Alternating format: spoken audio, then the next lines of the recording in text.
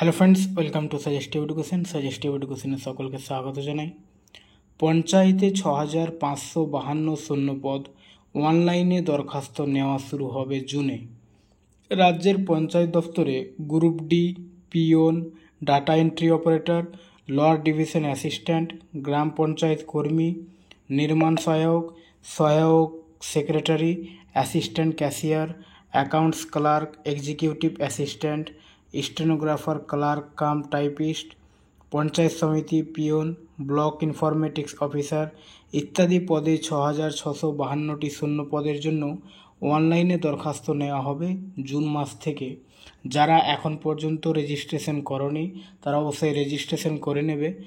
ডিসক্রিপশনে রেজিস্ট্রেশনের লিঙ্ক দেওয়া আছে, সেখান থেকে ওয়েবসাইটে চলে যাবে। আমি তোমাদের একটু দেখিয়ে দিচ্ছি কিভাবে রেজিস্ট্রেশনটা করবে। এখানে দেখো, আমরা চলে এসেছি wbprms.in এই ওয়েবসাইটে, অর্থাৎ wbprms.in West Bengal panchayat recruitment management system.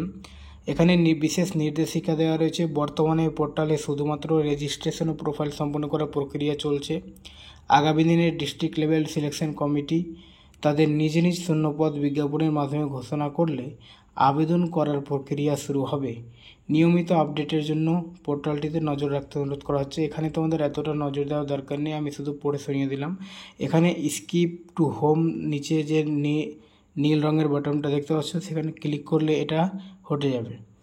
তারপরে নিচের দিকে যাবে। আচ্ছা, আমি অনেকটাই নিচে নেমে গেছি এখানে, তো আচ্ছা দাঁড়াও। হ্যাঁ, এখানে দেখো টোটাল ভ্যাকান্সিস লেখা আছে, তারপর লেখা আছে প্লিজ গো টু রেজিস্টার নাও। তো রেজিস্টারে ক্লিক করবে। রেজিস্টারে ক্লিক করার পরে এখানে এটা ক্লোজ করে দেবে। ক্লোজ করার পরে এখানে একটা ফর্ম চলে আসবে, রেজিস্ট্রেশন ফর্ম। এবার রেজিস্ট্রেশন ফর্মে প্রথমে এখানে তোমাদের মোবাইল নম্বর দিতে হবে, একটা ভ্যালিড মোবাইল নম্বর দিতে হবে, ভ্যালিড ইমেল আইডি। এটা দেওয়ার পরে তারপরে আবার নিচের দিকে নামবে, ফার্স্ট নেম দেবে, তারপরে মিডল নেম থাকলে মিডল নেম দেবে, লাস্ট নেম দেবে, ডেট অফ বার্থ দেবে, জেন্ডার দেবে, পাসওয়ার্ড নিজের মতো করে একটা পাসওয়ার্ড তৈরি করবে।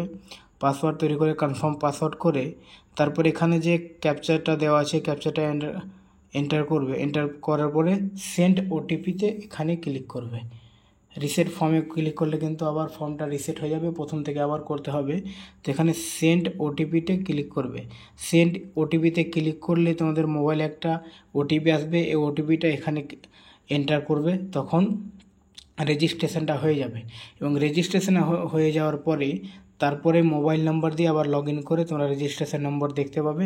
তারপরে তোমরা ফটো, প্রোফাইল এগুলো সব কিছু যা যা চাইবে এবং তোমরা এখনও দিতে পারো বা ফর্ম ফিল আপের সময় দিতে পারো। ওকে।